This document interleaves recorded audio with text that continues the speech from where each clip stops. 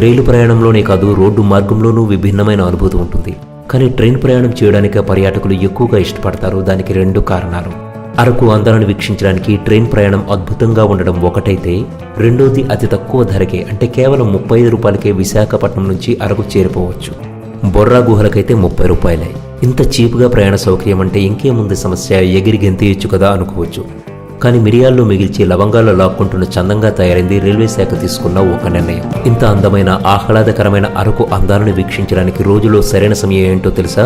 వేకువ జాము నుంచి ఉదయం 9 గంటల వరకు, అలాగే సాయంత్రం 3 నుంచి చీకట పడేంత వరకు.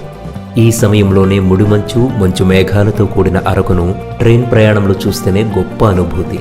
అందుకే అరకు ట్రైన్కు అద్దాల భోగీలతో మరింత వన్నె తెచ్చింది రైల్వే శాఖ. కానీ ఏం లాభం, ట్రైన్ టైమింగ్స్ పరమ అసమగ్రంగా ఉండడంతో అంతా బూడిదలో పోసిన పన్నీరైపోతుంది. అలా ఎందుకో ఇప్పుడు చూద్దాం. కింద ఉన్న డిస్క్రిప్షన్లో పూర్తి వీడియో లింక్ ఉంటుంది, చూడండి.